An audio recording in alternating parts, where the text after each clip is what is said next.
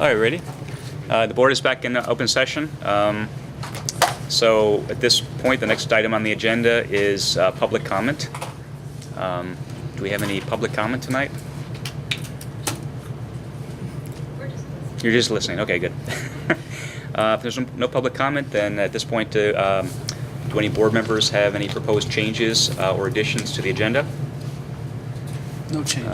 If not, then we move right into the Superintendent's Report. Martha? Superintendent's Report. So here we are on August 15th, and that's hard to believe. So we are really a week away from the start of school. So I just wanted to share a few things. I had placed our official school calendar there, but really just as an indicator of our readiness to welcome all of our teachers back on Monday. Certainly can invite any board members who are interested in joining us on Institute Day. I know some of you have been able to do that at 8 a.m. on Monday the 20th. And we do a welcome back, introduce all of our new staff, and then we'll get into more of our professional learning experiences. But anyway, wanted you all to have the calendar. Also acknowledge our new teachers actually started this week. They've been here for a week of mentoring and induction, and just an exciting group. It's always exciting to meet the new teachers, and they come in with lots of passion, lots of energy, and really excited to have an opportunity to work here in District 96. So that always feels really good. And then Monday our teachers will be here, as I said, Institute Day, and I want to thank Meryl and Pam and Don and everyone that's been involved with getting our professional development organized for all of our teachers. At this point we have 3 days of professional development that kind of start with big picture about really the improvements and the refinements that we need to make to instruction, something we really focus on every year. But this year, as we have not brand new curriculum materials, happy to share that we have core materials that people are now getting used to, accustomed to, and continuing to refine and hone that work is so valuable. So that will all start next Monday, and then really by the third day teachers are able to are working within their building. They do a meet and greet with students and families also at that time. So it's always an exciting week, and I can't believe that it's next week because summer went by very, very quickly here in District 96. So the other thing I just wanted to share, we have the student enrollment waivers further down on our agenda, and I just want to, kind of make a few comments about that, and I can certainly add more comments later on. But I think it's always a challenge is, as board members, you're going to be asked to approve some class size waivers that I know you see the numbers, and what I want to assure you of is that behind those numbers are really a lot of conversations that I've had with our district leadership team as well, as all our principals about the groups of students, the students we know, the students that we're getting to know. Even our incoming kindergarten students have been through a kindergarten assessment. So really there is a lot of very thoughtful conversation about, yes, the value of class size, the value of neighborhood schools, but really the importance of making sure that all of our children have an opportunity to be successful here and what that takes. And so I know I've shared it with you before, but it's something I know to be very true, that it's not just about the teacher in front of the classroom. It's very much about the other supports and services that this board has done a lot to support here in District 96. So it's the reading specialists and math interventionists and social workers and psychologists and special education teachers and paraprofessionals, and the list goes on. I know I'm leaving some very important people off that list, but it is really about that assurance of student learning, and we have had a lot of conversations, and those conversations don't just start at the beginning of the year and end at the beginning of the year. As the year goes on, if we find that there are students or groups of students that really aren't being successful for whatever reason, that we have also, as you know, added resources over the course of the year if that's what's needed. So again, I wanted to share all that as part of Superintendent's Report, and we can talk more as we move through the agenda. So that is it for. All right, thanks, Martha. Any questions for Martha? If not, then we move on to the next item, which is the consent agenda. Would the board secretary like to read the consent agenda? Yes, tonight's consent agenda includes the minutes of the previous board meetings, which were 2 closed sessions on July 18th, the regular business meeting on July 18th, the personnel report, and the payables pre-list of July 31st and August 15th. And that concludes the consent agenda. Is there any item that any board member would like to have pulled off for a separate discussion? If not, then is there a motion to approve the consent agenda as presented? So moved. Second. Margie, please call the roll. Mr. Regan? Aye. Mr. Marhol? Aye. Mr. Hunt? Aye. Ms. Kleiber? Aye. Ms. Murphy? Aye. Mr. Miller? Aye. Motion carried. Thanks, Margie. Next, we move on to old business. First item in old business is the tentative budget discussion. I don't know if Mr. Fitton would like to address what any additional updates on the budget.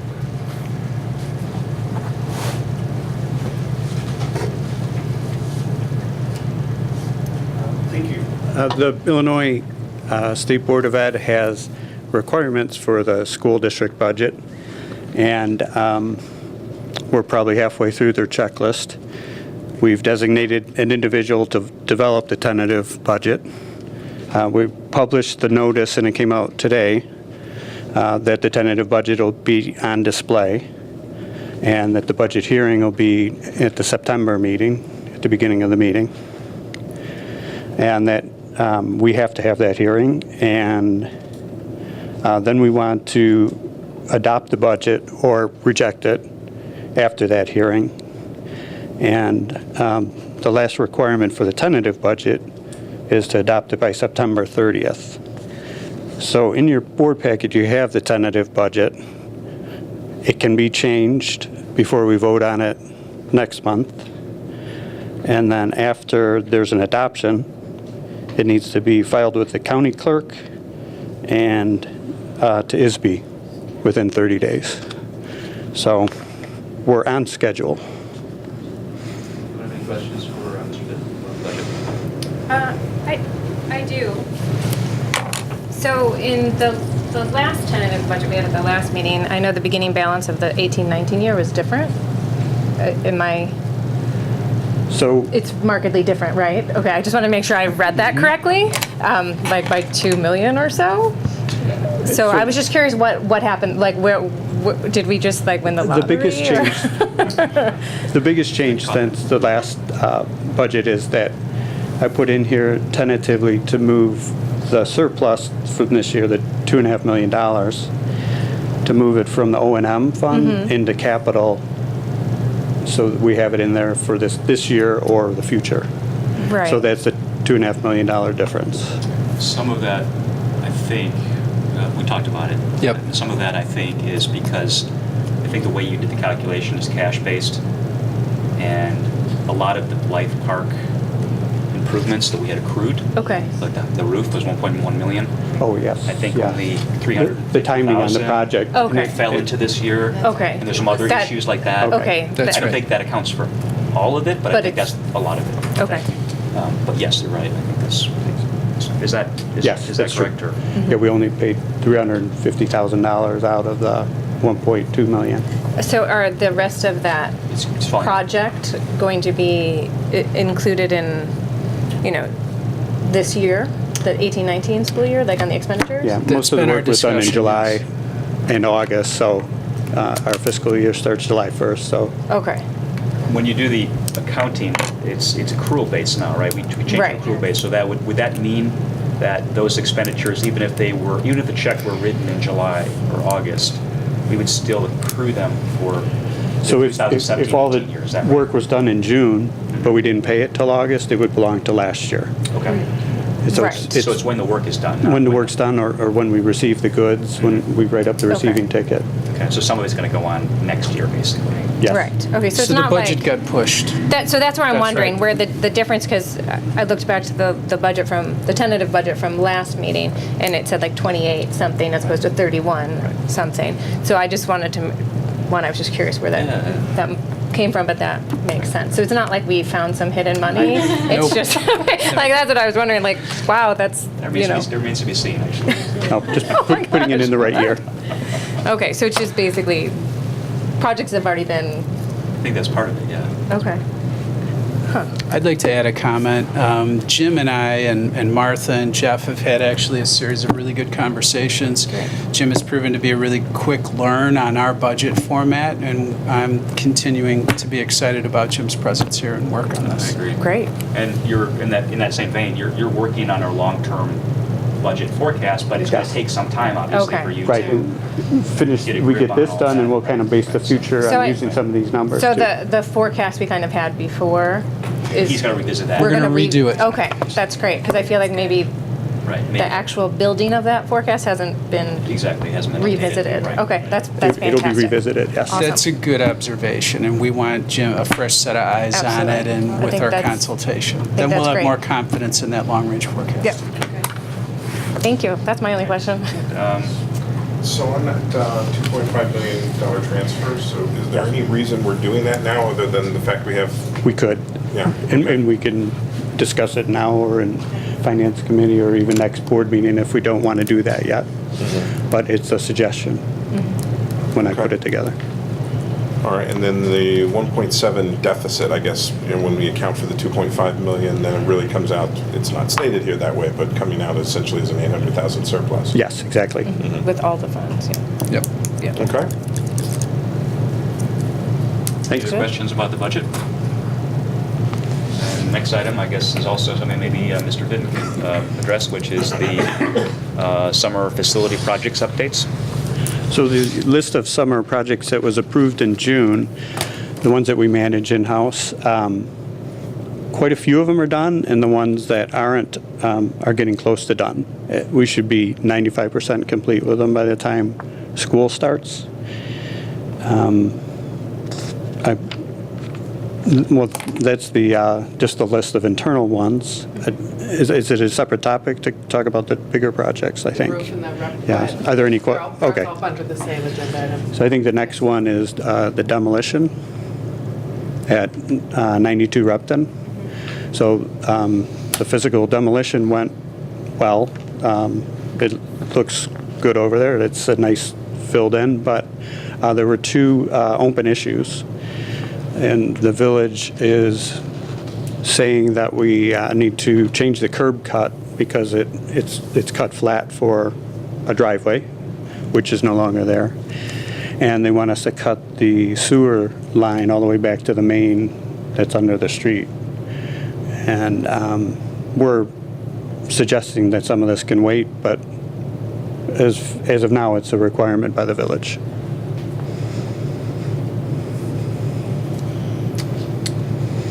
I'm just going to throw out a comment here. I'm a little, this project, as we all know, was overseen by our architects at DLA, and I'm a little disappointed at this point that these two conditions are essentially revealed conditions, and we're not known entities, preceding this meeting. I feel like this is something that should have been shaken out early on and not be a surprise to this board. Rich, to your point, it's very true, and it suggests that perhaps not enough investigation or research was done by the architect to coordinate with the village. We will need to follow up on that and figure out how the architect can better communicate with the village, especially when we start considering a future big project at Ames, because there will be much more risk, if financial risk to the district, if this would happen again. And we're talking, it's a sixth over budget with those numbers that the architect mentioned.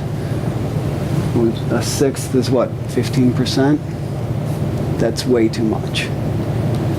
And it's very disappointing. Yeah, the curb cut was surprising to me. It seems like it would have been kind of a standard, known situation. I'm not in that field, but I don't know, Joel, if you have any comments. Is that? I need to admit that I reached out to the village and asked about these things, and there seems to be a willingness on the village to defer those items for a short period of time.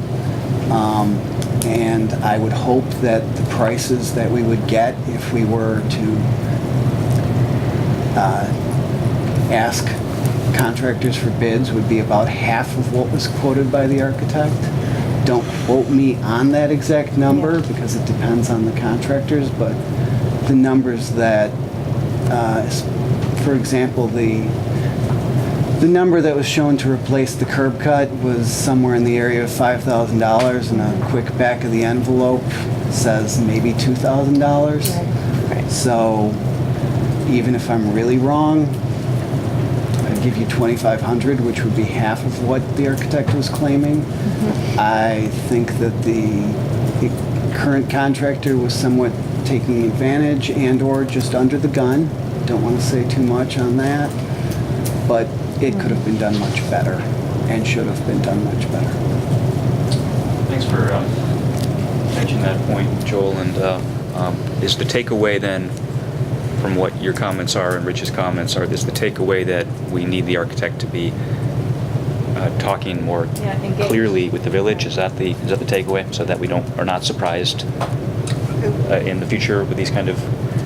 I think that's definitely the takeaway, and I think this board really should consider other options available for future projects. Any other questions or comments about either the Repton demolition or any of the other summer projects?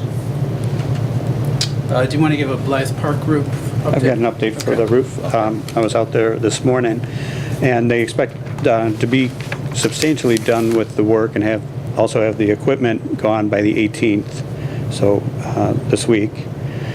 There may be some remaining sheet metal to install after the project's basically over, and if so, then they're going to schedule that to start at 3:30 on a school day after everyone's gone. And then at the most that would take is another week of working from 3:30 to probably till sunset. Good news on this project is it's expected to come in about $30,000 under the budget. So there was an area they thought would have asbestos that didn't. And then with some pluses and minuses on the wood that was needed and a drain that wasn't needed. But we're looking forward to being $30,000 under on that one. Can I ask what the final total will probably be? I think the project was a little over 1.1 million, and we should save a little bit on that. Sorry, I don't have the exact number.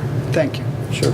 On the architect letter, which providing you the update on August 10th, on point number 9, it indicates that there was some leaking during construction. Are there any lasting effects, any required repair work due to that leaking, anything that we should be concerned about? None that I know of. Okay. Do you know if they were able to finish those drops? Today then, that they were working on? Or- Sorry. Do you know if they were able to finish the solution for that gutter drop that they were, to fix the leaks? As far as I know, everything we've asked them to do, they should have done this week. Only thing that might go over is the last touch-up with the sheet metal. Okay. Any further questions for Mr. Fitton on this topic? If not, thanks, Mr. Fitton. Appreciate that. Next, we come to the first item of new business, which are the enrollment waivers. Martha addressed this in her superintendent comments. I don't know if there's anything more you would like to add at this time, Martha, or we just throw it open for general discussion, or? The only thing I'll say is this is a new business action item because of the timing of the start of the school year. So we don't typically put it as new business, but we've been having ongoing conversations about it. So. Yes. So are there any, it seems that the main, there are various overrides, but the main large overrides, I think consistently large overrides are at Hollywood, where I think the average class size is, if I recall, something like 23 and a half. Does that sound right to you? The average, not just for kindergarten, but across the entire 5 grades.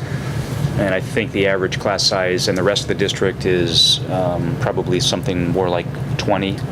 Fluctuates a little plus or minus. So Hollywood is definitely higher than the rest of the district, as it has been for probably the last 5 years or so on average.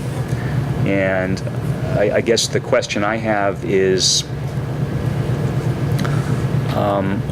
we have a policy, but I think the policy is a little bit ambiguous in the sense that we have a mechanism for equalizing class sizes.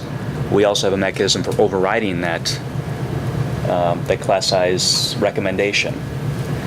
And the question I guess I have is what, should we, as a board, should we reconsider this policy, overall and say, do we want to have these recommendations, or do you want to let it sort of float at the discretion of the administration? Or possibly, do we want to have a different exception for Hollywood? I mean, do we want to formalize kind of what actually seems to be occurring? Or do we want to say we have to apply the current policy consistently across the district? I mean, it seems that there's different possibilities here. And I'm not quite sure what people think about that. Because it really does seem like a policy issue in a way. I know, and Hollywood is kind of, it's very Special because we have a First Avenue border. We have kindergartners we're talking about and other different children, and I think that's the constraint is, do we narrow the policy or add a subset for that? And that's the question we have. It's the First Avenue, it's It's a lot the different. woods, and it's the river. All of them conspire that because there's no houses. There's a wide stretch of land which separates. So there's no houses that are like. We have an algorithm that for all their schools we can kind of like move the boundaries a little bit, and then but there's no one lives sort of in the halfway mark between Hollywood and Central. So when you need to move people, it's not a small move, it's a larger move. So that's the sort of the tension I think we have when it comes to Hollywood. I agree, though, because I do think we made efforts this year to try to better our policy. But I do think we need to decide almost as if Hollywood should there be different recommendations for Hollywood based on the proximity, to Central, like you said. I'm not really sure on the answer at the moment, but I feel like we keep falling into the same situation. certainly with Hollywood, right, it can be dangerous, so. Yeah, I mean, we either have to, if we live the policy now, in the class size, then you're moving kids far, but you're living to the current policy. Right. I do think it requires further conversation. I think this is a case where there's not going to be, whatever we decide, there's not going to be an answer which satisfies everyone. I think this is one of those cases where you're cutting the baby in half somehow. Someone's going to be unhappy. So I don't know.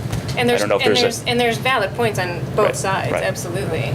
That is the truth, that this board has heard very compelling arguments on From both both sides of sides. this issue. I know. And unfortunately, we're still left in the position where we're not going to make everybody happy. Well, one thing that I think, oftentimes it's helpful to look at limiting cases. So if the average class size at Hollywood is 23 or 23 and a half, I think, which is the average across the grades with the numbers we have now, it sort of fluctuates a bit, that seems like it's livable. But what happens if it's, 29. next year it's 26? Yeah. Is that at some point it seems to me, you don't have enough kids for two sections. Right. And we don't have room for two sections. So is there a point at which you say, well, we can live with 23, but we can't live with 27? You know what I'm saying? So And your points, I was going to repeat them as well, but there are very different opinions, very strongly held and viably held opinions in and amongst the members, the parents of the Hollywood children. And as Linda said, they're valid thoughts. There's nothing wrong. There is no easy answer. But to your point, Jeff, we have a kindergarten class that's about to be larger than we would like. And depending on how it goes, that gives us something to judge against whether it works or not. I don't know what the answer is when you add one more kid or two more children to the classroom, but if we can viably serve, effectively serve, and educate 24 kids in a classroom or 25, then we have some evidence that the waiver is good. It's acceptable. It provides the service that we're here to provide. I know that's not really an answer, but it goes to the point is, what we are doing, is it effective or not? And Martha talked about instructional support.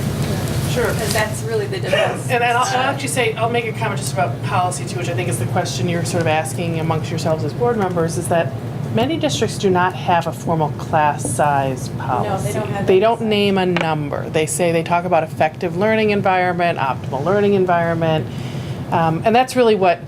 And I think for us to, I'm not promoting right now that we do away with a number in our policy, but I think this conversation that I feel we have great strategies to look at effective learning. So I think about our RTI, or we use the word MTSS process, or response to intervention, or multi-tiered systems of support, which means we look at student data on all kids in a very regular way with the adults that really work with those children from the first few weeks of school. We've looked at kindergarten assessment data on children coming into kindergarten already. So again, that's our job, right? To make sure that we understand where children are and to move them forward and to make sure that they are moving forward at the right pace. So to the issue of instructional supports, how do you do that? You do that if a child's struggling in reading, they get reading support. If a child has an IEP or has some special education needs, they have an IEP and they may get any great series of supports. Same would go for a child who may be struggling in math. The same as as a child who's then functioning sort of well above classmates and peers, as they would get support through the advanced learning teacher. So again, I look at, and that's the environment that we want to create. That's the environment that we have here, and I think we're so fortunate to have. So when I think about instructional supports, there will be paraprofessionals available in the class. We've also looked at, we have a KITE program. It's a kindergarten intervention program, as you know. KITE doesn't start right off the bat. So we've already asked that our KITE teacher be involved in the Hollywood kindergarten class. So there's, I think, a lot of strategies, a lot of monitoring, and a lot of resources. Now, I know the sort of other consideration is, well, those resources are also available to a child in a class size of 16 or 15. So what's the difference? But I think that's the hard question, right? It's like, if we make it work when there's 25 kids and we can make it work when there's 16 children, that's our job. I agree, the question of what if it were 27 or 28 is a hard one to answer, because then we start to look at the physical size even of the classroom. So teachers will start to say, my room gets really crowded after about a certain number, so all these considerations are in the mix and are all very, very important.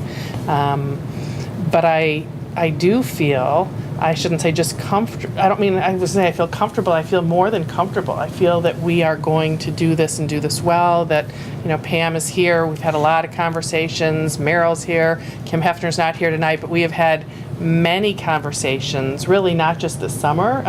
That's been an ongoing conversation, I know, since I've been here. Hollywood is unique. It's on the other side of First Avenue. It seems to be a very tight-knit community that families really want to stay there. I mean, you all heard it through public comment just last month.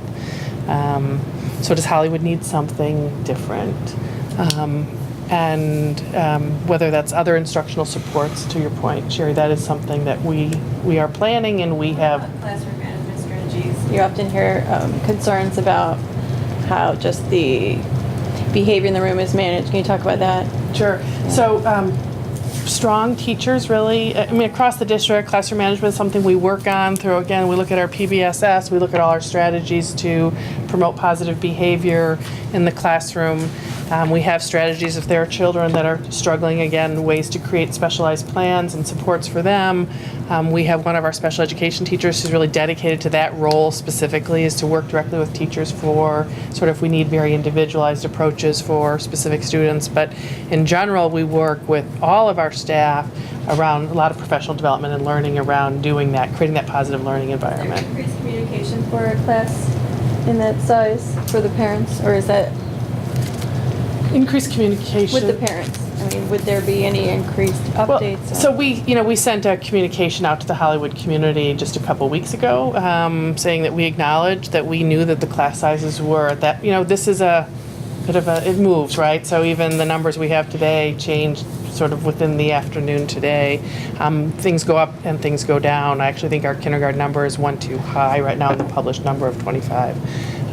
But we're not at the first day of school yet. So I think communicating to the Hollywood community has been something that I've really found to be important, and want to be as clear as possible, not just with individual families that ask questions, but with the whole school community. And I think our principals do a very good job, and then I think our classroom teachers have that responsibility as well.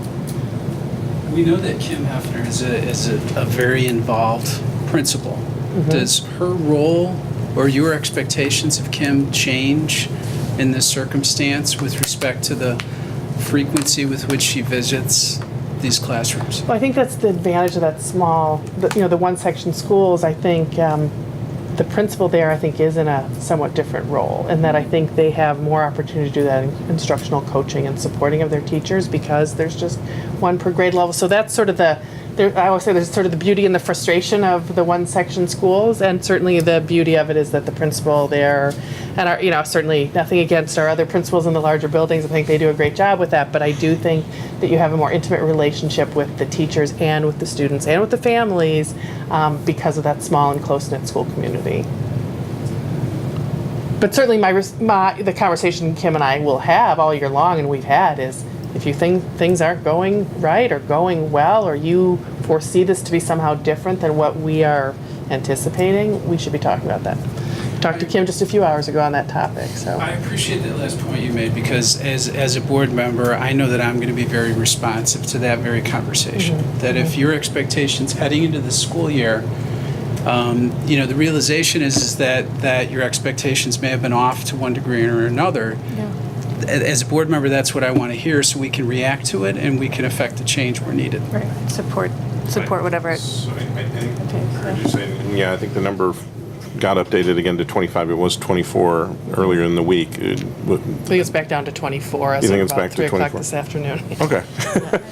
Yeah. Check the stock ticker. We're up and we're down. I think we need to keep in mind on that. I'm sorry, you finished your question. Yeah, sorry. Well, so, yeah, my question is, though, so if we're at that number, be it 24 or 25, I mean, is there a standard rule of thumb that we would look to for first grade? Would we expect additional enrollment to pile on top of that number? 10 to 15% on average. Right. Yeah, so that would be 2 or 3 kids. I mean, could be less, could be more, but you expect probably 2 at least. That's a very good point. And the other point I think that's relevant is that in the past, students have been transferred from Hollywood. Right. So the numbers you see there in grades 1 through 5 are not as high as they would have been if we had not transferred anyone. Right. So the true number is probably Kindergartners, or were they older students? older students. I think oftentimes families move in. So my history of this is just a couple years long now. So that's but my yeah, question. yeah. In 2 months, say we start the school year with 24, and in 2 months a family moves in. Where does that family go with the kindergartner? So we've had families now with kindergarten. We had a family that came in, so I can use this as an anecdote, and it's, they came in to register. Our registrar said, I can tell you already class size is really high. Maybe you'd like to go to Central. I mean, I don't have a better way to say it other than she does a bit of a, conversation with families to say, and if a family's amenable, right? If it's like, wow, that actually would help us with our transportation, or I have a older child at house, or whatever it may be, these are the factors, right? So when we talk about in our policy that it's the superintendent's sole discretion to make these transfers, these are all the factors that go into consideration. So there are some children that are not in those Hollywood numbers that have said, yes, I would like to go to Central. But say, Say 3 more kindergartners show up tomorrow? 5 more kindergartners show up in 2 months, Yeah. and they all want to go Right. to Hollywood. Like, Right. I mean that actually So our can't happen, first right? process step, as you might know, was to transfer students, was to Yeah. get the number where the class size recommendations fall. We actually set the parameters slightly high. We set them at like 21. We knew Right. that we probably weren't going to be able to be right at 20. We transferred. 4 children were transferred back. They were assigned to Central. Right, and then They were transferred back to Right. Hollywood based on unique circumstances that they presented. So in some ways, I think the flexibility that's in our policy makes your job harder. Yeah. In a way, if we had an unambiguous policy, it would be cleaner. And that is to say, yes, for example, we could say, yes, no one likes to be transferred, but this is the policy, and we're going to keep class sizes the same across the district. That means if the class size is high, someone's going to be moved, and of course, no one likes that. The question Or- is that what's best for that child? And that's the trick, is because every child has a unique circumstance. I think they have to be sometimes looked at specifically. Can you tell that in advance, though? I mean, can you tell You that? can tell that with interview and with registration talk, sure.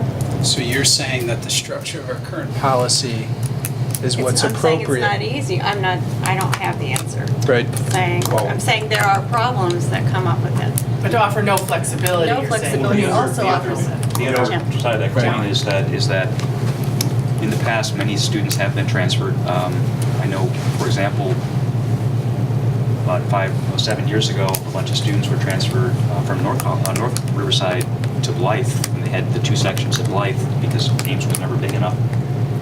And in subsequent years, there was spaces opening up in Ames, and they offered all of those Blythe kids the opportunity to go back to Ames, And how which many was much went back? closer. Zero. Zero went back. Zero. Right, 'cause So you- once you get, it's like, Right. there's an initial like, oh God, I don't, this is Well, gonna be a because hassle. it But becomes their once you're family, there, because they get engaged. no one goes back again. Yeah. So, No. to me, But part that's of not entirely true with Hollywood. well, we don't have Right. much data on that, so we don't know. Not much But data. there is that sort of element, which is that yes, there's an initial, because that happened to me when I moved in. 2007. Lambertson, we moved in August, and we got a letter saying, well, you might not go to Central. I said, what do you mean we might not go to Central? Central's just down the street. How is it possible? I know it happened to Dan. I think other board members had similar issues. So it's not like this is a novel thing. But I think my impression is from talking to people who have gone through it is that once you're at the different school, even though it's farther, kids get to know people and you make arrangements. And so that's the other sort of approach we could take, which is, hey, this is the policy and we're going to make the class sizes the same across the district, and it is what it is, Jeff, I think the original question that you started this whole conversation with is the right question to ask. Do we need to readdress this policy that's now? something I think we should think about, yeah. I would say though, if the way we're currently at, where we talk about a number, we talk about giving the superintendent flexibility and ability to make transfers as needed. If we want to be unambiguous and say it as it is, then yes, then that's pretty unambiguous. If we want to say that Hollywood is special, has special circumstances, then when do we set conditions then?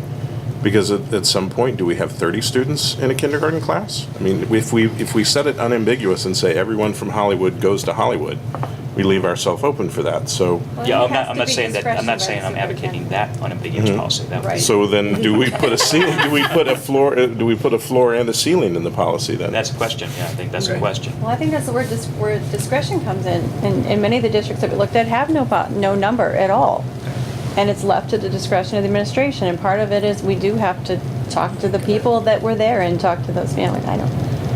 Right. Should this go back to your committee, Dan, and Well, with absolutely, you can options? go to the committee, but I'm also at the same time looking for direction from the board on that. In that, as was said, should we leave it to the discretion of the superintendent, or do we want to be completely unambiguous and say this is the number, and this is the low, this is the high? Or is there special language for the Hollywood situation, given the geography, what you described, crossing a state highway, crossing a bridge, or crossing a river, running through the woods? I mean, that's really seriously. I mean, is there a special addendum to it for that?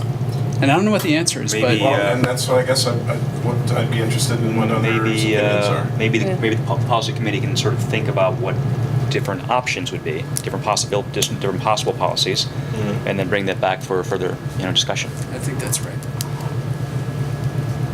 Sound reasonable? Sure. Okay. All right. We just threw that squarely on. Do you like that? And I like how we call it the committee. The policy committee, Dan and Martha. Enjoy. That's all you need. It's all right. It's summer. Solve that problem that we've had in this district forever. Right. Enjoy. All right. So next item is So you have the We have to- waivers. Oh, the That's an action waivers. item. Yes, I see. So at this point, is there a motion to approve the enrollment class size waivers as presented? So moved. Second. Any further discussion? If not, then Marge, you please call the roll. Mr. Hunt? Aye. Ms. Murphy? Aye. Mr. Marhold? Aye. Ms. Kleiber? Ms. Regan? Mr. Regan? Aye. Mr. Miller? Margie. Aye. Motion carried. All right. So Ms. Regan. So next item is there is I think a proposal for a topographical survey of the Ames and Repton properties. Looks like you have a quote here for the amount. So I assume this is just a discussion item. Yeah, we can think about it as action next meeting, but this is something that, again, is the consideration for improvements in an area. We would need a formal, updated topographical survey. Joel, do these numbers seem reasonable to you? They do. I've been exposed to enough surveyor numbers that these are within the bounds. Just to note to the rest of the community and the board, the village requires a topographical survey to do any improvements, so this becomes part of the process of gaining village approval. As you also know, there's some drainage problems out there, so we should make sure to alert the surveyor, and I can talk to Martha offline about to make sure that they pick up those essential items that help justify or explain any drainage issues that the neighbors have concerns about. Are you familiar with this engineering group, Joel? I have not worked with them. Do they have an industry reputation that you're aware of? Or? Surveyors tend to be smaller firms, so honestly, no. It's just someone that the architect works with on a regular basis. They're in the same geography as All the right. architect. Okay. And the data that they collect is essentially for drainage patterns to be considered, right? That's what Is that the right? topographical surveyor do. There's a boundary survey, and then the utility survey is to make sure that there's no items that construction could potentially disrupt. Interfering with utilities gets very expensive very quickly. The boundary survey is a requirement just to what exactly is our property. Because I know there's already a question about like a setback. They would need to know really the precise, dimensions of that. Begin speaking on something like that. Further questions about this or on this topic? If not, we next move on to an intergovernmental agreement between Riverside School District 96 and the Village of Brookfield. I don't know if Martha, you wanted to say a few words about that? Sure. So if you recall, it was actually a year ago that we approved a similar reciprocal reporting agreement with the Village of Riverside. And at that time, it was our goal to have one with Brookfield also, and just for a variety of reasons, some changes there, I think, et cetera, that this was delayed. So this mimics the agreement we have with the Village of Riverside, really speaks to those shared reporting in terms of dealing with what really become issues of primarily family and student safety. So you're familiar, this is completely unchanged from the Riverside agreement? I'm sorry, is this an action item? No, just a consideration for now. With the goal being to bring it back for future action. Something I think I spoke up about this a year ago. I do not like the indemnification language. I understand why the village would want it, but I don't understand why we would want to grant it. I'd have to go back and look at my notes on that. What did we do with Dan. Riverside? Did we just approve it? Apparently, if it's a Right. copy, yeah. Right. Well, that sounds like a valid question. I mean, maybe we Yeah, I should, can review it again. I probably have that in my notes. I'll go back and from talking. I remember I did circle back to our attorney at that time, so I'll go back and look at those notes. Any other questions on this topic?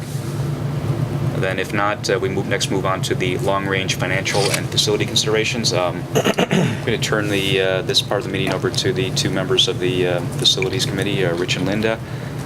Before doing that, though, I'd just like to say that this is an ongoing conversation we're having, and because of the nature of this project, because it involves a lot of money, and because it involves permanent changes to the facilities, and because it's a complicated thing with many moving parts, it's really important that we have these robust discussions, and there are no bad questions, there are no off-limits topics, so whatever concerns people have, I think it's important to get them addressed or discussed, and we may not all agree at the end of the day, but at least we'll have our discussion, the community will see what we're talking about, and I think it's very important. So with that, if you guys want to... Saving the best for last. How about this? Yeah, go ahead. You can do the best. So, with respect to Finance Committee, we've been having different conversations when we meet with Mr. Fenton and Martha, and Jeff participates once in a while. In addition to the Facilities Planning Committee, we get in the nitty-gritty details of all these plans. But I believe, as Jeff just suggested, this is the right time for the full board to be having these conversations right now. And I certainly don't expect that we're going to come to any resolution tonight, but it's a start to the conversation, and everybody needs to be as open as possible if we're going to get to the point where we gain consensus and a plan to move forward.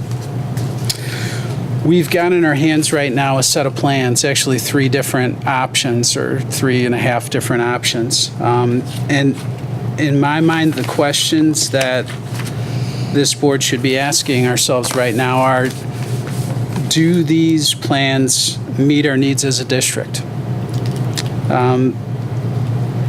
When we started this whole plan with the architect, we sort of laid out priorities for him. And we can go back to the minutes to talk about exactly what we did, but in my mind, we wanted to solve space issues. And I remember conversations where we know we have issues at every school, but if we thought that we could solve some space issues with an Ames project, it could alleviate problems at other schools. So from that lens and that context, the plans that we've got in our hands right now, are they solving some of those issues for us? Do the plans solve parity issues for us, or do they create parity issues at the other schools? And then really that last question that we need to think about is how we're going to pay for this thing. Just a back of the napkin calculation, if we, our board policy is that we can't spend down reserves beneath 40%. So if we just take an arbitrary number, say, call it 50% of reserves, that number's around $15 million. So if we just think about that Ames project in the context of that money that we have available, the plans that we've seen so far could eat up the lion's share, if not that entire amount of reserves. So these are the conversations that we need to be having. What problems are we solving? Are we creating, or are we solving parity issues amongst other schools? And then how much are we going to spend on this and then leave available to continue to solve problems at the other schools? So in my mind, those are the broad questions that we should be discussing. I totally agree with those 3 questions. I think those are the questions. I'd like to just maybe ask a couple questions on the parity topic to start off. One of the first things that came out of the Facilities Committee was the parity discussion, and a lot of that was phrased in terms of the context of square footage per student. And we saw at that time, very roughly, Ames and Central had the smallest amount of square footage per student at about, I think, 60 square feet, rounding roughly. Hauser and Hollywood had about 80 square feet per student, and Blythe had about 100. And when that initial calculation was done, Blythe was one section with the LADSI program. The preschoolers were not there, so basically Blythe was half full, essentially. So they had 100 square feet per student at that point, so way more than everyone else. And what's interesting to me is if you look at the 3 plans that we have seen from the architects so far, if you add on, she showed us what in one of her exhibits, the additional square footage that we would have from each of the different options, option 1A, option 1B, and option 2 and option 3.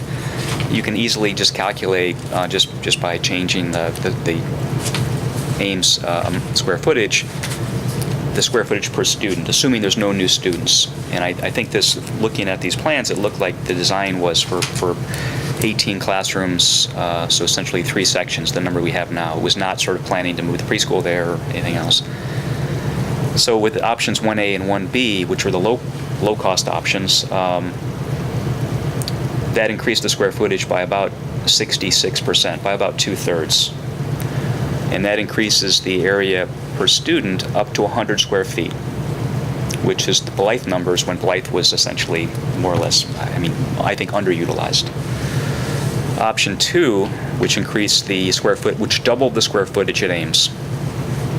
Then it goes up to about 120 square feet per student, which is a very, very high number, it seems to me. And then option 3, which was more than doubling the square footage at Ames, increasing to 46,000 square feet from 21,000, is about 130 square feet per student. So again, we looked at Blythe as being like, wow, we got a ton of room there. And with these 3 options, we were, and the lowest one, we're matching Blythe when it was half empty. And the highest one, it's 130. Now compare that to Hauser. Hauser's got 50,000 square feet. In the third option that was presented, Ames would have 46,000 square feet. Ames is an elementary school, Hauser is a middle school. Hauser needs more space per student because you need an auditorium, you need concert halls, and you need all these bigger gymnasiums. Hauser has 80 square feet per student. Again, in these options here, the elementary school, Blythe, would have in the biggest option 130, in the second option 120, and in the so-called sort of moderate one 100 square feet. So when Rich says, are we creating a parity issue? Now Central's like 60, and are we creating a parity issue? I do wonder the same thing. Think about Central. Central has about the same square footage as Ames, slightly more students. Is it feasible to more than double the size of Central to make this comparable to what these plans are calling for Ames, or is that not even possible? Or is that, and I do wonder about that. I do wonder about the smaller schools. If we're adding a bunch of rooms for different kinds of activities, can we replicate that at Hollywood, or can we have these different kind of things? So I do think that the question you asked, Rich, which is, are we solving parity issues, or are we creating them with this particular set of plans, is very much on point. Completely agree. I think the way I've been looking at this is whatever we do to Ames to improve, we're eventually going to have to do to the other 3 schools. Central needs, more large group learning spaces. Ames Central, they need multi-purpose rooms.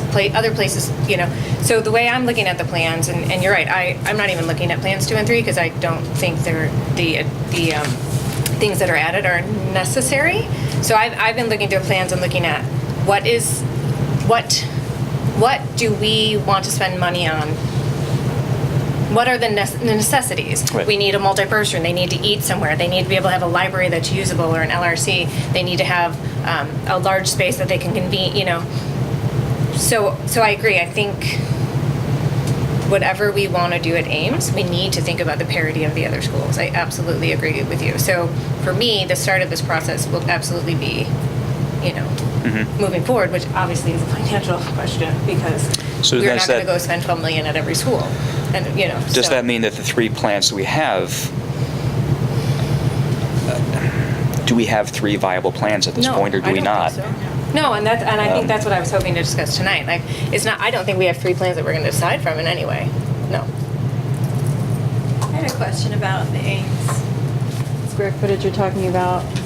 Can you remind me, because I've looked at so many diagrams, does that even take into consideration movement of district office staff at that location Well, or not? that's the other element. That's a very good question, because That's the right question. part of the reason I think we sort of said we could focus on Ames is I think there are 2 reasons. One is we bought the lot, and we thought, okay, we can either put a small addition on that would sort of help Ames out, multi-purpose and some other stuff, and then make a big playground and play area on that lot. Or potentially, and this was these are possibilities, these are ideas, they weren't, we could also possibly solve some of the other district problems that Rich alluded to, like, well, we could maybe possibly move the district office over there. I mean, that has pros and cons, but that would Which help would space increase at square Ames footage and for- yeah. increase help Central. Or I think Martha had talked about this idea, you could build a small preschool there. Preschool, yeah. Move the kids from Blythe, and that would free up space at Blythe, because if we want to continue to add sections at Blythe to relieve overcrowding at Ames and Central, then we need to move the preschool. So that was another possibility, and I don't know if these plans are Because I addressing remember the them. architect talking about you don't have to use these spaces for this purpose, and I think I'd like to hear more about, well, how would you do otherwise? Because Right, it or was was a this little designed bit in a little mind bit vague to with me. some other functions in Yes, mind. about intended use, breakout space for staff. Right. Maybe is nice once in a while, but certainly not every day. So Right, but we do have to think about, so if the one thing that I keep wrestling with is if we want to make sure that we have extra classroom availability, those are going to be spaces at a certain school that are either completely unused or used for extras that we can't have at the other schools. So that's where I'm a little bit wrestling. So like it says 4 large learning spaces, which are actually classroom-sized spaces that can be used as classrooms if needed in the future. Well, what do you do with those until you need them? So I think that's where they were, makerspace and this. However, when you talk parity, like how do we? If you have a program that's using a makerspace, whatever that is exactly, at Ames, then, and you don't have it elsewhere, is that? No, that's what I'm right? saying. I know what you're saying. I'm Yeah. just trying to Mhm. rephrase it in my own Yeah. language. Yeah. I think that's what you're, exactly, I totally agree with that. Yeah. But the whole point of expanding Ames is to have extra space in case the enrollment, so it's kind of, a double-edged sword here, because we want to have the extra space because we need the flexibility of extra classrooms. Yeah, you don't want to just build classrooms that are unused, because Right. that just seems purposeless. So yeah, so how Well, do we? One of the things I was wondering is that like these plans strike me as like we're sort of all in on Ames. This is like to me, looking at these plans is like if we looked at Ames in isolation and we said we want to really go all in and do Right. everything we can at Ames, without regard to the rest of the district and without regard to any budgetary constraints. These are the sort of set of plans you come up with that. Maybe these are some possible plans. Another way to do it is to say we have to address the needs across the entire district, and we can do something that's sort of more modest at Ames, that's more in line with what Ames really needs, and not put the district office there, not put the preschool there, but then at the same time do some modest work at Central, do some modest work at Hollywood, do some modest work at Blythe, and spread out the work a bit rather than sort of going all in on one school. I mean, that's another way to go about things. Jeff, one of the things you said is this seems like it focuses only on Ames, and I have to admit that I think I made a mistake in not speaking up and saying we need to, while we don't want to constrain the creativity of the architect and the visioning team, there is a top line element to this, and that is what can we afford long term. And to Rich's point, is $15 million across all of our 5 schools our top line? It's probably pretty close to it, aside from taking on debt, which I think a number of people have expressed some reluctance to. So I think we could have given the architect, and the architect could have asked for better direction in terms of what kind of budget are we looking at. I think we did have that, no, I remember that. I believe we We did. had a discussion, Numbers, but like, I remember you saying, 5 million is a nice place to start. yes. Or maybe that was your final number, I don't remember. But the That architect, was not unknown, and I know space. was the primary push, and I feel like it's gotten a little bit twisted. And I- Not that it's not amazing ideas. It's just a I matter agree of that what. you're saying that. no, I'm sorry, Sherry, I didn't mean to. No, that, I don't think the architect took that to heart. yeah. And if we're moving forward with an Ames edition, we have to have a top line, and it has to be an all-in number. It can't be, here you don't have any furniture paid for yet, or I've got these extra contingencies that aren't really included. This is what I was alluding to with the Repton House demolition. We can't say it's a $9 million job, and then at the end, it's $10.5 With million. WMRD, they said that, we're going to be building a bigger paved surface than is allowed by the village and by the WMRD. M-word. Whatever the water district. M-word. They might, to your point, might say, well, you need to put in some expensive drainage system that's going to add a ton of money as well. So I agree with you. My reluctance in saying, well, here's the top line. Say it's whatever, X million dollars. My reluctance in doing that is that you more or less guarantee that we end up there, at least that number, as opposed to saying, we want the most efficient, here's the set of problems we have to solve, district-wide. We want you to figure out the most efficient, least cost. I don't mean least cost we're building shoddy workmanship or anything like that, but least cost within the constraints of what we want in terms of aesthetics and quality and all safety and comfort and all the rest that will solve these problems. And that's kind of what I was hoping for, is a ground up. Ground up, this is the minimal solution, and there's a slightly more elaborate solution district-wide, and this will cost X million, it's called Y million, rather than putting a number out, because I think that we put the number out, suddenly we were just sort of signaling we're going to spend at least that. You know what I'm saying?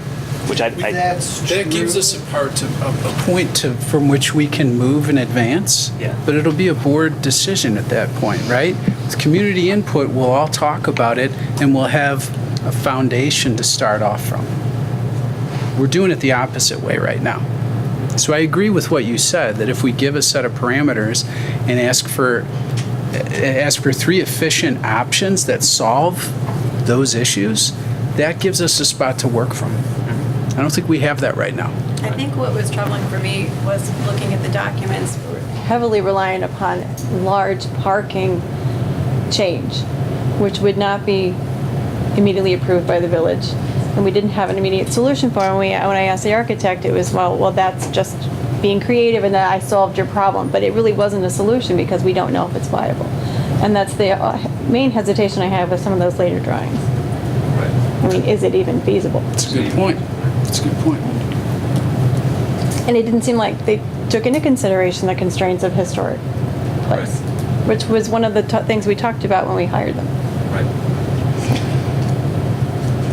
So Dan was about to say something. Well, I'm just saying, I haven't been a part of the process for the focus grouping or I'm wondering, it seemed to me that those options that came out were probably more of a product of that. And is that a fair statement? Of the visioning? Of the visioning, there we go, thank you. Yeah. So Yeah. Martha and Linda were participated in that process. Yeah, I mean, they're definitely a reflection of the visioning process. I think possibly the visioning process plus maybe a little, I guess, yeah. So while option 1, I think, is the viable option. I think there's good ideas and there's options to explore. I guess I was also expecting maybe not just one option at that price level, Rest, I would think. And then for me, the blue sky one is just, I don't think, it's kind of a wasted option. We asked for 3 and we got 1 or 2 or 2 of them. Right. So I think at this point now we just need to move forward from where, yes, these came straight out of the visioning. I don't think anybody in the visioning process had any. I don't think everybody thought we'd get everything in option 3. These were all the ideas piled into one, which is great if we had a ton of money. If we had a ton of money to do at all the schools, which would be fantastic. It's all the great ideas in one school, which is not feasible. I think what I would like to see now is, yes, more in our price range. Let's think about parity. Let's think about, I do think, Central has concerns as well with space and with lack of, they don't have their own cafeteria. They're in Hauser. They don't have a real multi-purpose room. They're the same issues that are at Ames are there. So we're going to have to solve them everywhere. Right. What do you think then, Linda? Do you think asking the facilities committee to go back and say, these are a good set of ideas, they're not affordable, some of the higher expensive ones are not scalable, can we get a set of more from bare bones, like start with the bare bones. This is what we really, really need at Ames. You know, with say minimal interior renovations, leave the bleachers, you know, leave all the stuff that we can do later, like the 1,000 square foot kindergartens. Bare bones at the sort of the beginning, and then beyond that. So this is the bare bones, and then this is the one that stuff everyone agrees we need. So basically, and then get 3 new plans that sort of go from. So we're basically thinking about, and maybe I actually think we're all on the same page. It sounds like it, yeah. I think possibly what the board would want to see is one option where there's not a lot of renovation on the inside. I mean, I wouldn't be a fan of that option because I don't think that would meet our needs. But is that what we're, are we scaling down from option 1? Is what you're saying? I would like to start from the ground and say, minimal interior, whatever additions were truly that Ames truly thinks it needs, not just like pie in the sky, but we really need a multi-purpose because we eat in the gym. So let's talk as a board right now. This is like some of the questions I was having as I was thinking through this. Like, what do I think are the necessities? Because I don't want to not have this conversation. Well, how does it help the rest of the district? We had talked about multifunction spaces that could be used for staff and or whatever use could be flex space. And I think talk about a flex space would be nice that anybody from the district could benefit from. And meaning whether it's district staff or preschooler or whatever. I haven't heard much about that. So what you could do, one possibility, Sherry, in that regard is you could start out with the bare bones Ames and then a little bit more elaborate Ames, a little more maybe working up to 1A and 1B. And then you could also say, okay, then we could also potentially consider moving the preschool, and I'm not advocating for this, I'm just saying. I don't know either, I'm just saying. We could move build a 3,000 square foot preschool off on the Repton lot and put the district office on the second floor. I'm just saying, I'm not advocating this, but you could also incorporate, you could start with just Ames, like it's done right now, but more minimalist, and then say, we could also look at some other ideas where we are solving some other district-wide problems. And again, I'm not advocating this particularly and saying this is particular configuration is the best, but it would be interesting to see that, I think, at least to see that, okay, this is what it would look like if we had the preschool on the Repton lot, for example, and that frees up life. And again, I'm not saying this is what I want, but yeah, but all of that's going to cost money, right? So at a certain point, do we really think the preschool can fit into the Ames? Like I'm of mind that it would not, and I don't actually want to even see that because I just don't. I think there's very little space there when you actually. About two classrooms, right? For the preschool, say 3. Right. So that's at most 3,000 square feet. Doesn't seem like it would be doable. Have a one floor and the second floor and then a corridor, like a long corridor from the. I don't know. And that would all be on the Repton lot. That'd be on the Repton lot, and then potentially you could build out some of the stuff for Ames specific stuff in the parking lot, like in some of the plans that are there now. And if you didn't build that large gymnasium on the Repton lot, you'd free up actually quite a lot of space there.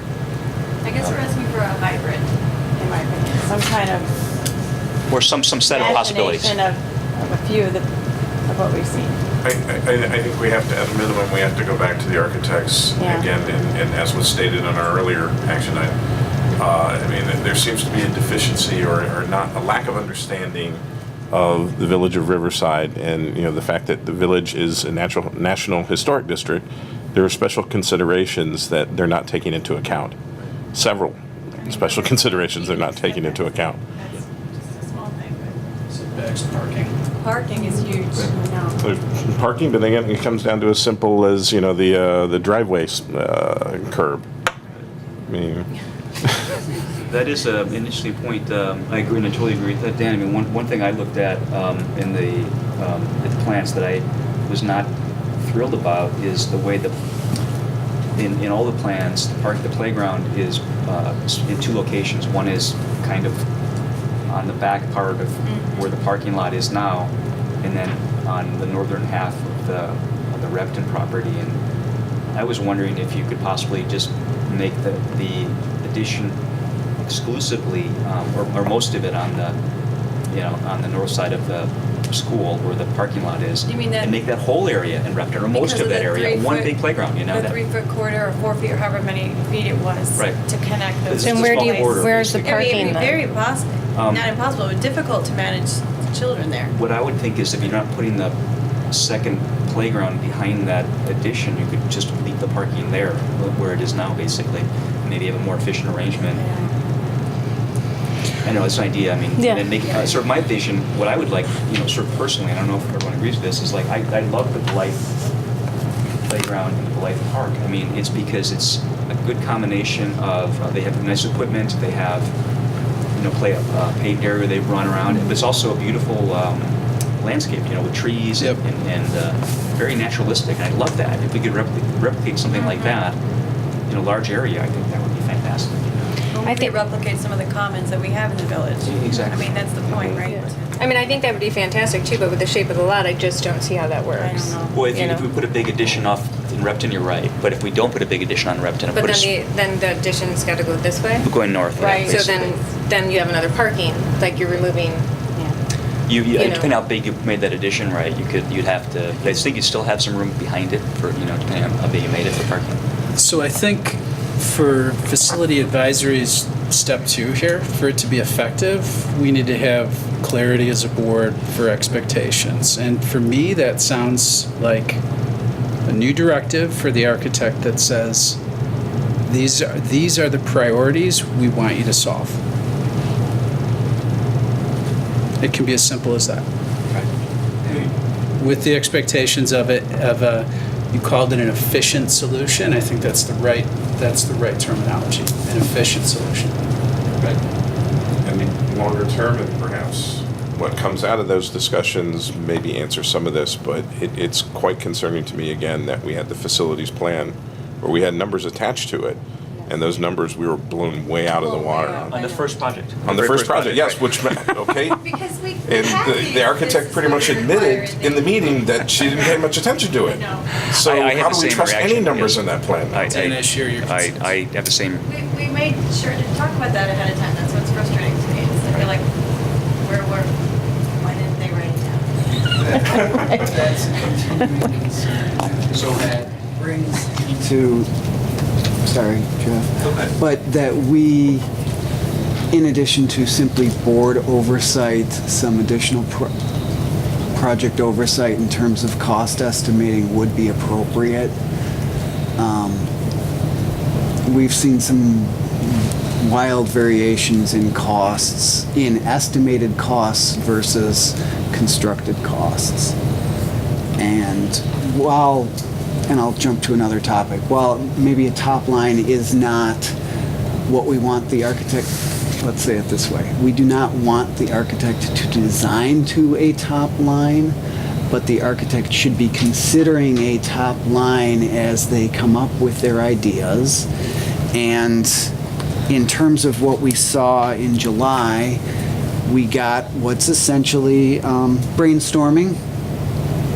We had options 1A and B and 2 and 3, and the brainstorming that was out there for 2 and 3 doesn't work for us.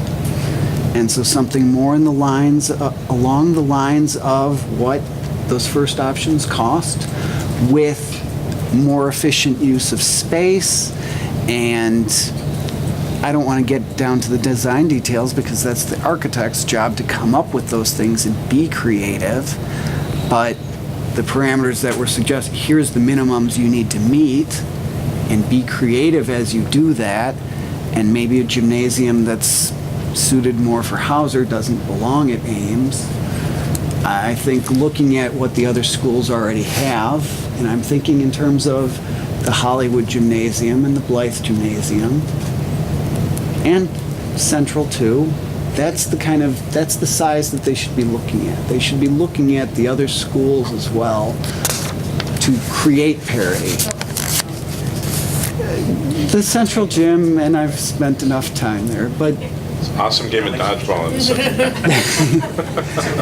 and does that sound reasonable? So maybe again the directive is minimal approach. Show us starting from the bare bones. Okay, here's the cheapest option we could do, and then the next one beyond that, and then the next one that sort of solves the problems, both either specifically at Ames, like this one was focused on. Sure, let's see some options there, And then maybe possibly incorporating some other ideas, like, okay, we maybe move, I'm not saying we should do, but that's a possible thing. Maybe you're right, Linda, maybe there's not enough room for that.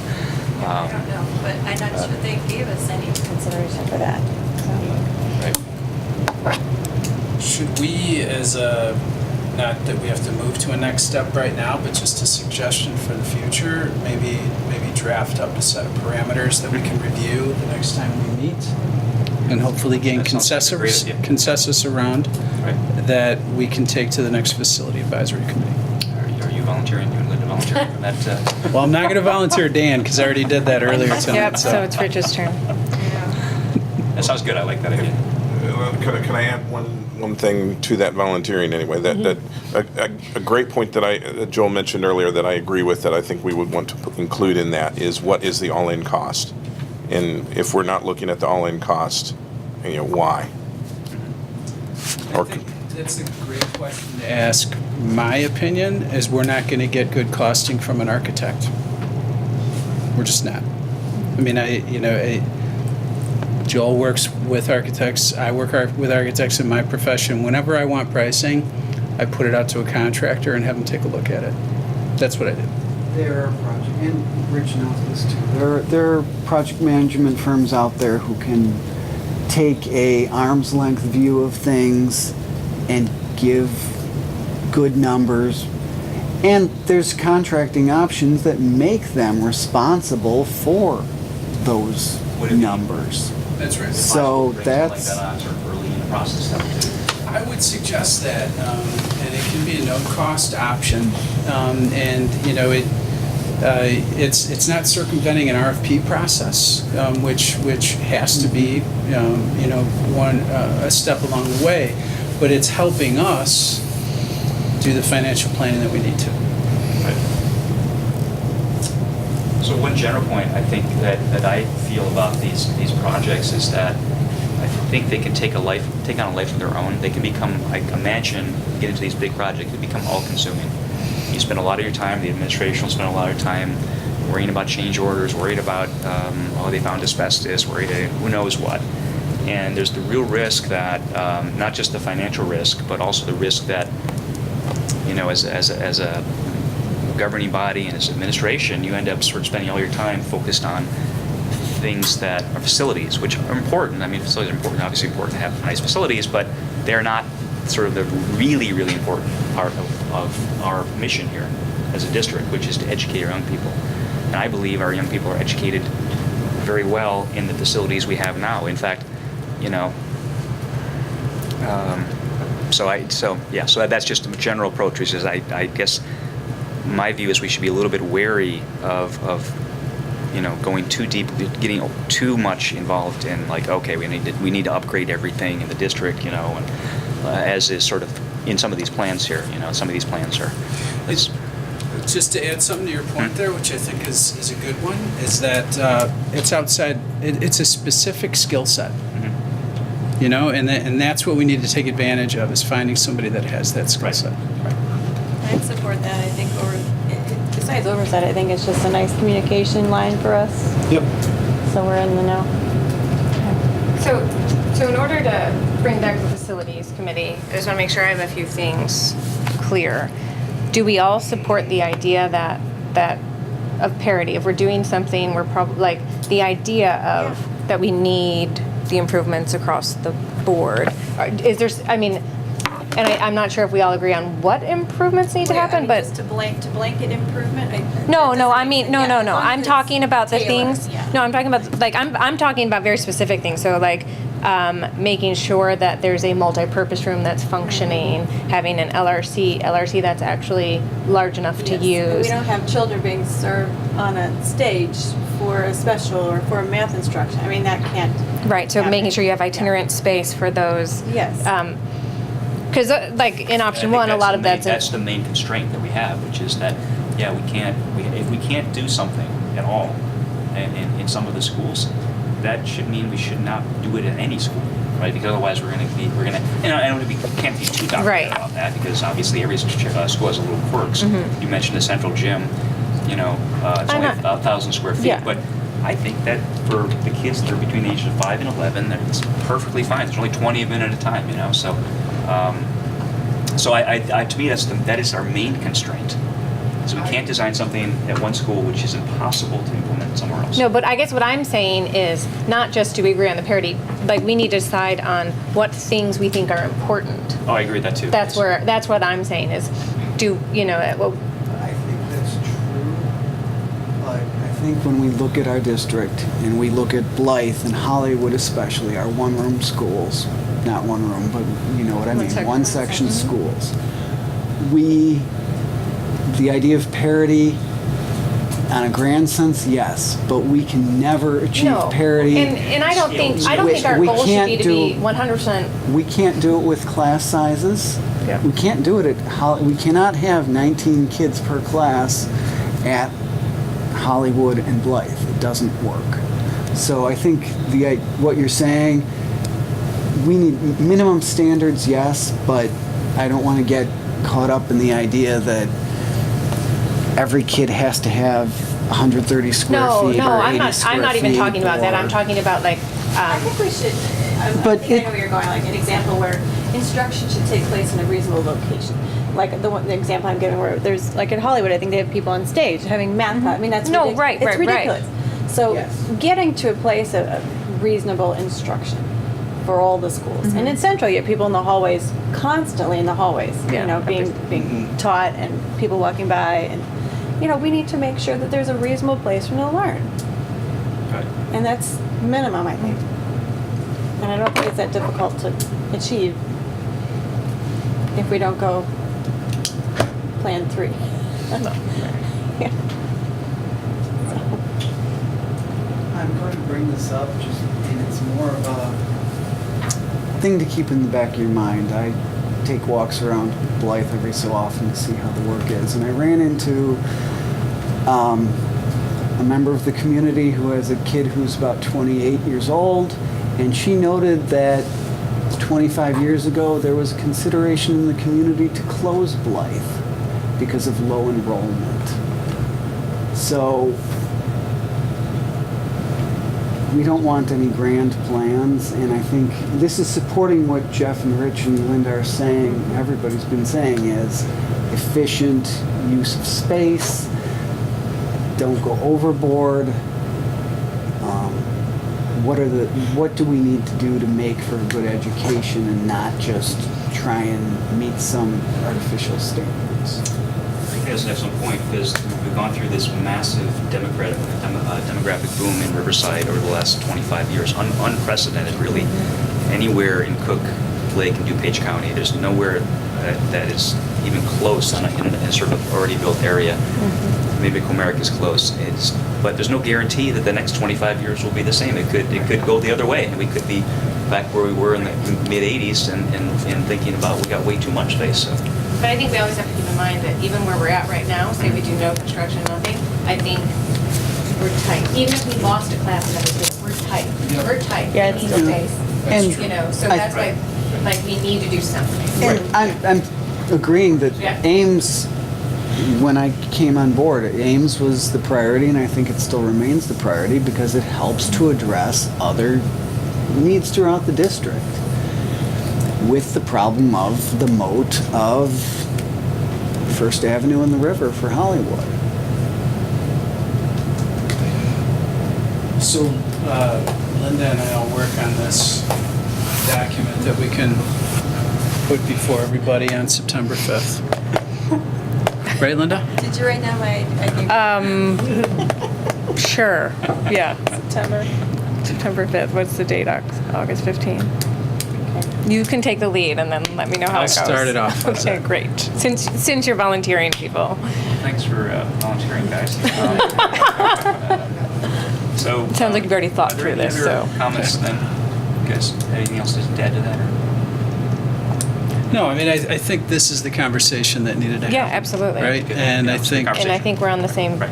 we're generally on the same yeah, plane Yeah. here, and we'll debate the details as they come up. as we should, yep. So can you just, you guys gave this sheet, this was just, can you, Yeah. are we going to talk about that or maybe no? Mr. Okay, Finn, maybe you great. could explain the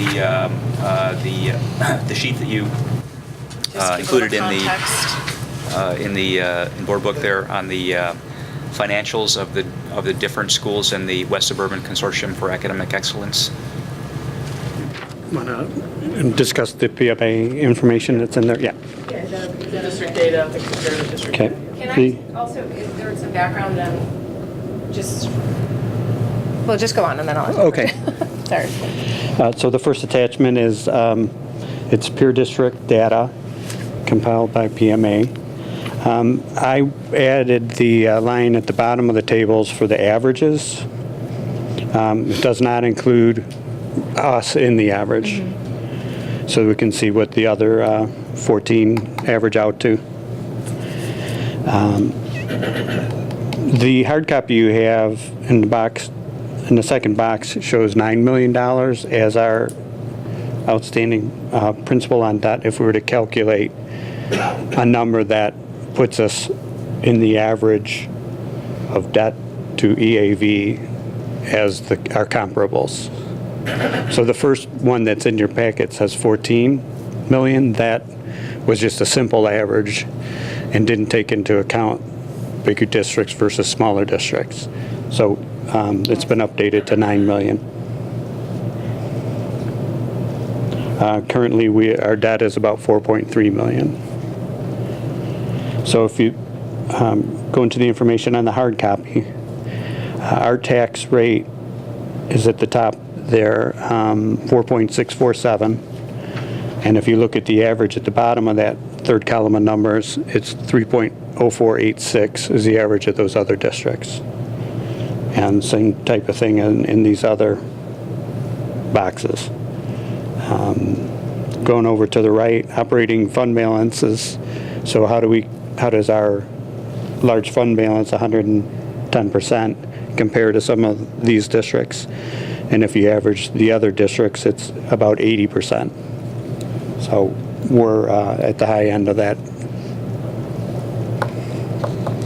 The rest of the pages of that is just graphs that kind of show the same information graphically. Did that answer your question?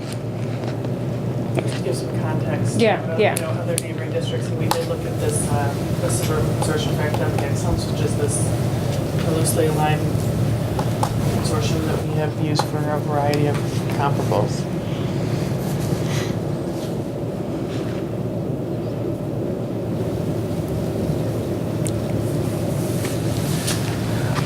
The one thing that I can see the community getting concerned about is the tax rate. And I'm not inventing, I'm not breaking new ground, this is not great thoughts on my part, but I know that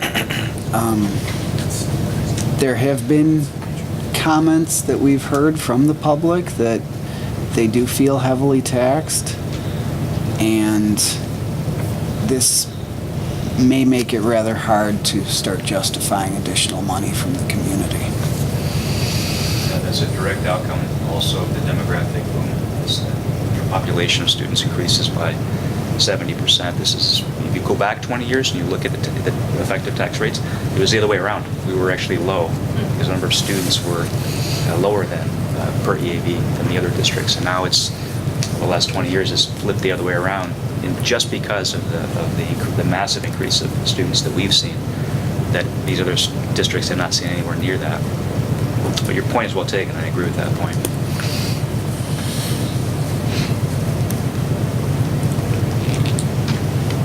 Any other questions on that table? Thanks, Mr. Fidden. Are there any other? That's really helpful. Yeah, please. And then, are there any other comments on this topic? If not, we move into our second public comment period.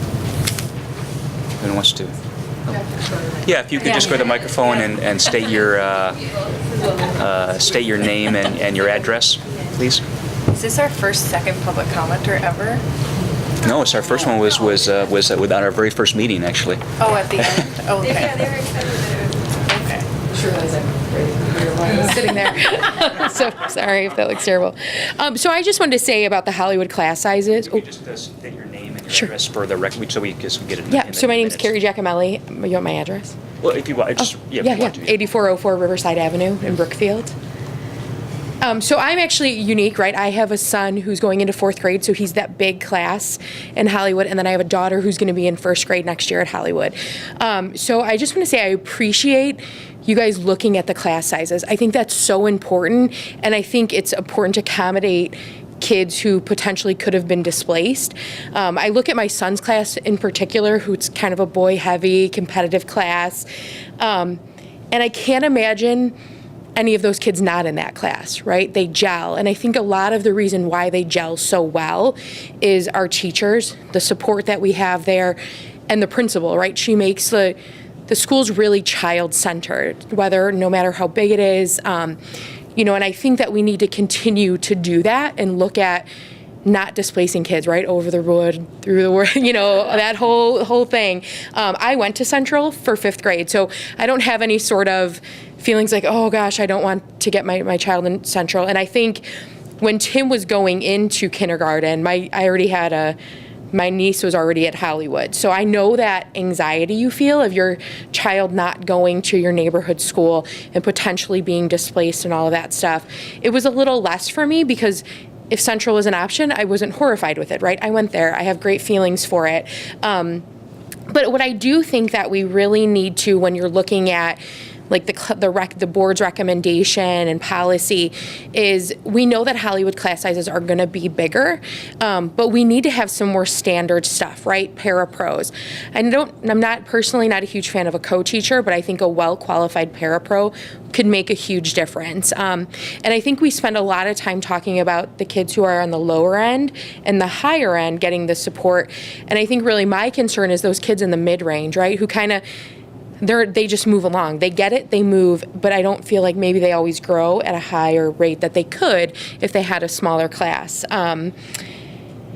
And I also think, like, with kind of the discussions of size and stuff, I think Hollywood should be on kind of the forefront of some of moving and development because we're going to be a bit bigger, right? We have classes on stage. While we use our spacing very well, I think it could be used better, right? We don't have a cafeteria, right? So we use our gym as our all-purpose room, right? So just some things that I want to think, but I just want to say I appreciate that you guys are looking at that stuff and, willing to kind of blur those lines and allow those people in. Thanks very much for your comments. Appreciate it. Thanks. Any other comments?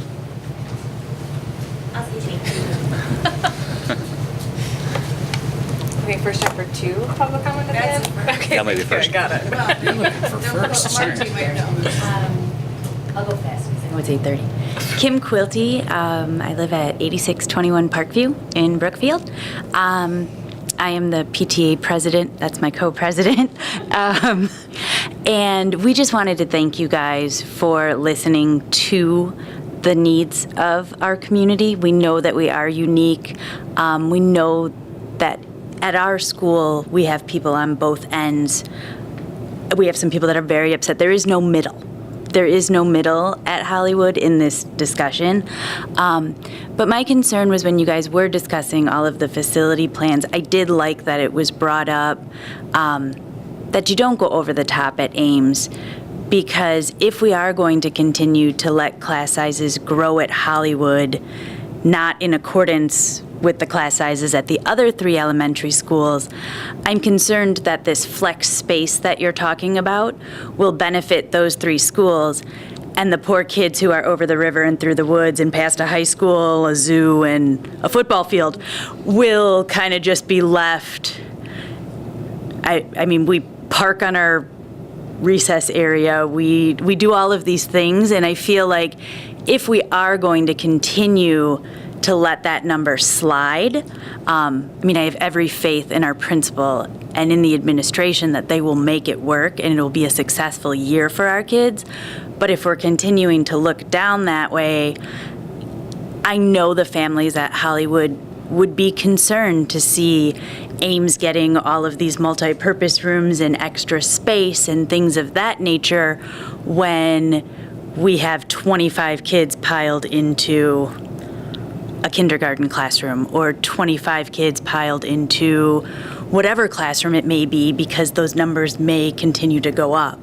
We also asked the board, at some point there has to be a line. I know last year, towards the spring semester, if people came in, they were told Hollywood was full. And so the question is that going to be the case? Like, is kindergarten full? Is fourth grade full? Is third grade full at the start of school? And then those other people who move into the neighborhood, we're just watching. I mean, like, I'm expecting, we have several houses that are up for sale. We're just waiting for like triplet, like fourth graders to move in. And then, so we know it's a unique circumstance, but I think as a community, we would feel safer knowing that like 25 is your number and we got to do something after that. Like, we want to keep everybody by us, but at some point we're going to run out of like bathroom space and stuff. So that's all. And thank you. This was a very interesting meeting. Thank you. Any other comments? If not, then future meeting dates, we have a committee of the whole meeting at 7 p.m. on September 5th at Blythe. September 19th, we have a regular business meeting here at 7 p.m. at Hauser. October 3rd, committee of the whole at 7 p.m. at Hauser. And October 17th, regular business meeting at 7. If there's no further business, then meeting adjourned.